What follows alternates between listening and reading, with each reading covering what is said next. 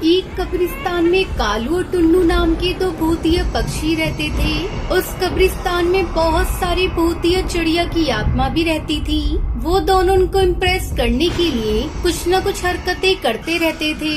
सारी भूतिया चिड़िया की आत्मा उन दोनों से बहुत परेशान रहती थी। एक दिन कालू और टुन्नू ने मिलकर पूरे कब्रिस्तान को परेशान कर दिया है। हमें इनका कुछ करना होगा, नहीं तो उनसे परेशान होकर पूरा कब्रिस्तान खाली हो जाएगा।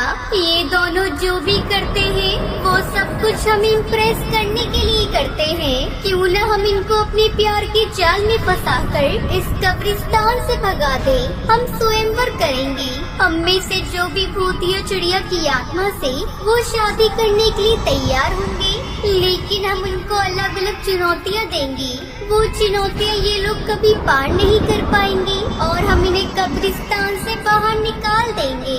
फिर भूतिया टूनी चिड़िया की आत्मा को दुल्हन बनाया गया और पूरे जंगल में घोषणा कर दी गई। अरे टुन्नू, भूतिया टूनी चिड़िया की आत्मा से तो मैं शादी करूँगा। अरे पागल हो गया है कि तू? मैं शादी करूंगा उससे। इस तरह बातों बातों में उन दोनों की लड़ाई बढ़ गई। तभी भूतिया चिड़िया की आत्मा ने उन्हें रोकते हुए कहा, अरे रुको रुको, तुम दोनों आपस में क्यों लड़ रहे हो? मैं तो उसी से शादी करूंगी जो मेरी दी गई चुनौतियों को पार करेगा।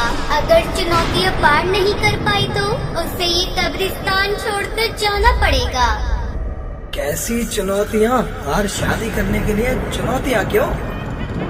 ये कोई ऐसी वैसी शादी नहीं है, ये स्वयंवर है। तो तुम्हें कुछ चुनौतियाँ पार करनी ही होंगी। तुम दोनों में से जो भी ये करके दिखाएगा वो ही मेरा दूल्हा बनेगा। मुझे बताओ, तुमसे शादी के लिए कोई भी चुनौती पार कर सकता हूँ गन्ना चूस के। तो फिर सुनो, जो भी हमारी सहेली से शादी करना चाहता है उसको इस कब्रिस्तान के बाहर किसी बगीचे में जाना होगा और खुद फूल चुनने होंगे और उसकी माला बनानी होगी। वो ही माला हमारी सहेली को पहनानी होगी। ये कैसी शर्त है? तुम्हें अच्छी तरह पता है कि अगर हम एक बार कब्रिस्तान से बाहर निकल गए तो दोबारा अंदर नहीं जा सकते। फिर भी तुम हमसे ये सब करने के लिए बोल रही हो?